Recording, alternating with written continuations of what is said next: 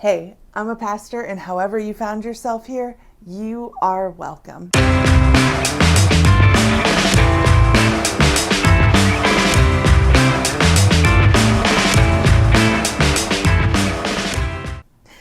This week, as we continue in looking for lessons for the soil of our souls, how do we cultivate our lives in such a way that can be formed and shaped by the parables of Jesus? We find ourselves in a unique parable, unique to Mark's gospel. In Mark chapter 4, we'll be in verse 26 through 29. And it goes like this. Then Jesus said, "This is what God's kingdom is like. It's as though someone scatters seed on the ground, then sleeps and wakes night and day. The seed sprouts and grows, but the farmer doesn't know how. The earth produces crops all by itself. First the stalk, then the head, then the full head of grain. Whenever the crop is ready, the farmer goes out to cut the grain because it's harvest time." I want to just take a step back for a moment and look at just parables in general. And I think this one highlights it beautifully. I'm just always impressed with how much Jesus can pack into a lesson of a parable. This is 3 verses long, or 5 sentences, right? Just a paragraph. Truly, Jesus is a master storyteller in his way to succinctly tell a story that holds so much more richness to it than just the few lines. Now, as I said, this parable is unique to Mark's gospel, and it falls in a line of parables that Jesus is teaching. In fact, in this line of parables comes the one that we studied back on week 2 that I call the parable of the careless sower, or more classically known as the parable of the seeds, or the parable of the soils, excuse me. Anyways, in it, I love that classically associated with that parable, Jesus has the line of "those who have ears, listen." And in Hebraic culture, when you're told to listen, that's formulaic. It's saying, hey, focus in, pay attention, I'm about to say something really important. And there wasn't such the separation that we have today. We're impacted actually by what's called Greek dualism in this, of a separation of spirit and matter. And so in Hebraic culture, there's no separation. And so to listen isn't just to lend your mind to whatever's about to be said, but it's your whole being. Physically lean in, listen with everything that you have. I love that. And what follows in that, right, is this whole line of parables. So all of these parables are teaching us something important. And again, I love how Jesus proves his master storytelling. In each of these parables we've studied, you can go and spend time and just run through Mark chapter 4 and see how Jesus does it over and over again. Jesus was a rabbi, after all. That's part of his gifting of who he is. And in it, one of the things that rabbis are all about is they're all about how have I read and understood the story, and how do I then offer a piece, a facet of that understanding to my disciples, to my students, the ones who are listening.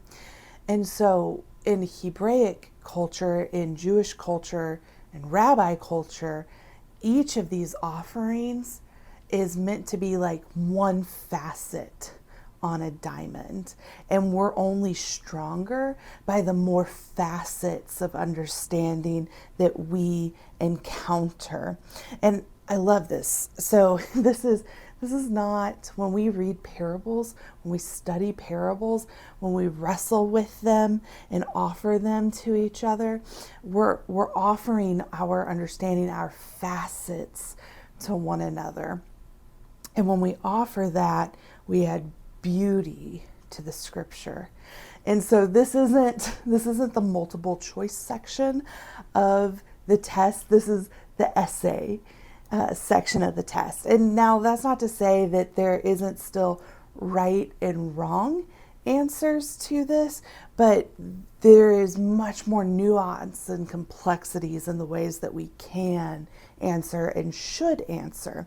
And that's why it is so important that we find spaces in our lives to do our spiritual work, not just in a vacuum of our own mind, but in a community, whether that is a church community, whether that is a life group, whether that is an accountability friendship that you have in your life. You need to find community that helps form you, because in that there are going to be times where you get to offer good news in the ways that you encounter a parable and offer it to someone else. Man, I needed to hear what you had to say. Man, I needed to hear how you heard those words. And other times we're going to offer something that we need the community to help say, yeah, but let's go back and re-examine this. Or, hey, what if we shifted and looked at this though, right? Sometimes we need to be formed because we can get off into an ivory tower and forget about the most important work. The community should be shaping us and directing us closer because of the Holy Spirit to God and God's self.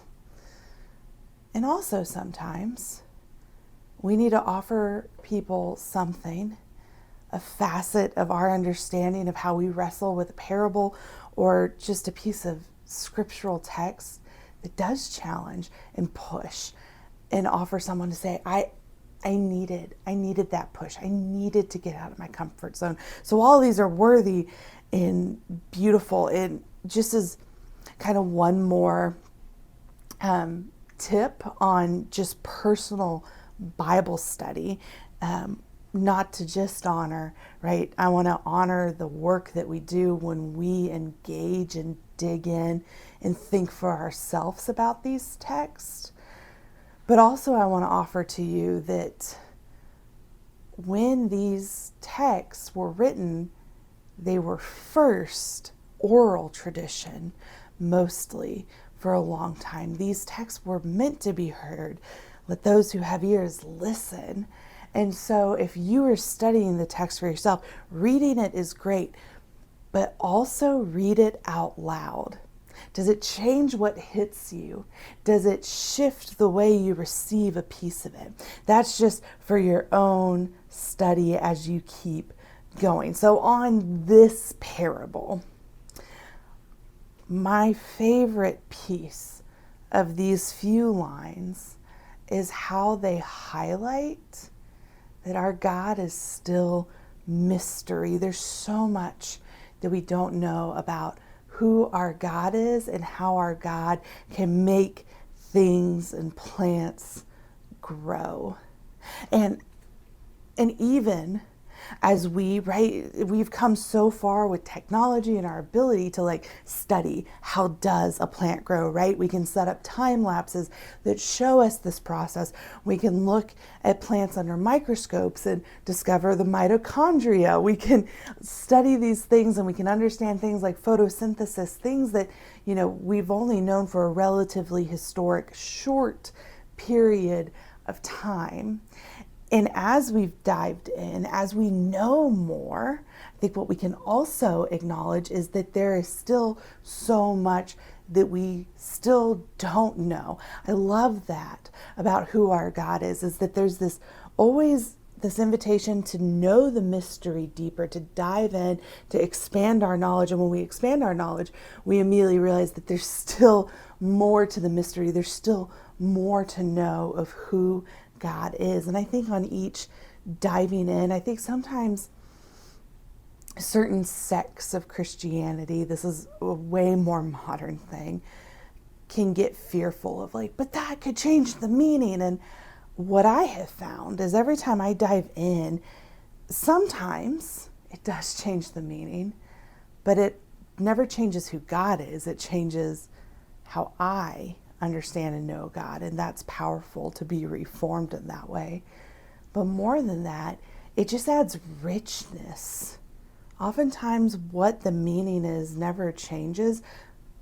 The meaning that the plant grows overnight doesn't change by understanding more of watching how in the dirt the seed dies and peels away, and how those first sprouts put out shoots of roots that are tender and then expand, and then the sprout begins to make its journey to the surface, right? Understanding that doesn't change the meaning, but it adds richness to that meaning in life. And in the same way, when we dive into these parables, we are attempting to add richness to our understanding. So what is the life of a seed, right? The life of a seed is one that it goes from a life of just being dry and cozy, hanging out with all of its other buddies, to being plucked and planted solo or with others, and then it's competing, but to then be suffocated by dirt. And what is it that tells the seed that it's time to die? Because the first step of a seed in bringing about a plant is for the seed itself to actually die. And when the seed dies, that is when the sprout and the roots find that actually there's oxygen in this dirt. Actually, there's nutrients for me to absorb, to take in, to make me healthy and help me to grow so that I might become a plant that produces good fruit. When I think about the fact that for a seed, its life getting completely turned upside down is actually the mechanism for transformation to create a plant. I think of a story that Barbara Brown Taylor shares in her book, Learning to Walk in the Dark. Highly recommend that book. And in it, she talks about how her and her husband came across a sea turtle on the beach that had gotten flipped over, and it was stuck, and it was getting too hot in the sun, and death was imminent. And they went and they found a park ranger, and the park ranger came with a souped up golf cart and these chains that then drug the sea turtle. It drug the sea turtle back into the surf, and there Barbara and her husband and the ranger, with all the effort they could muster, were able to flip the turtle back over so that it could get back into the sea and heal. But as Barbara reflected on the story, she thought that how many times is it hard to tell who's helping you in life when your life is turning upside down? And so I think that beautifully brings us into lessons for our own soil's soul. And in that work this week, I wonder, is there a space where your life is being turned upside down, where you're being suffocated, where you are being dragged through sand?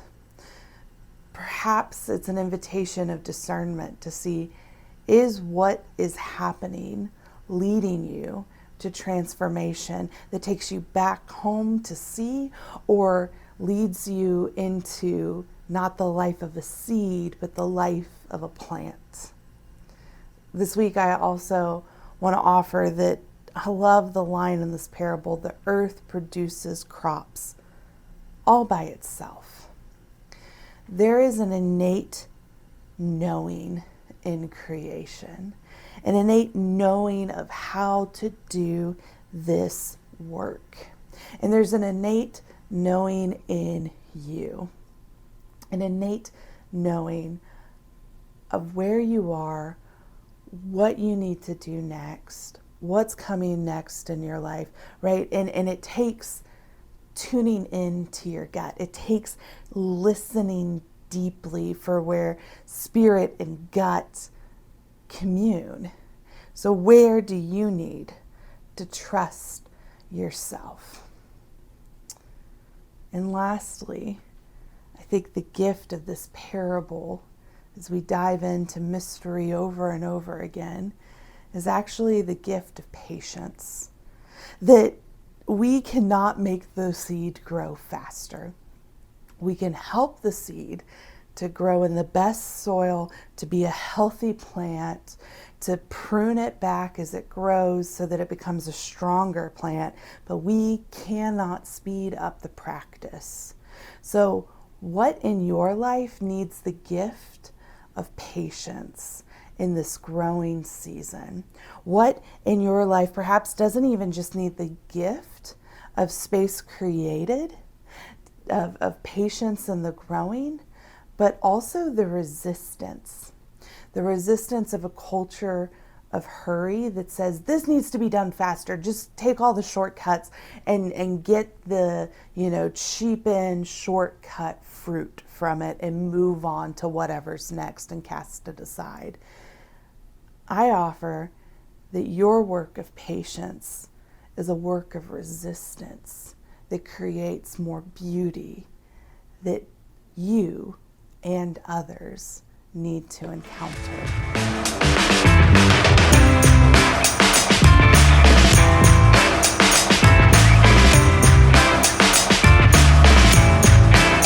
Thanks for joining me this week on the parables of our soil, diving into that space of soil and soul care.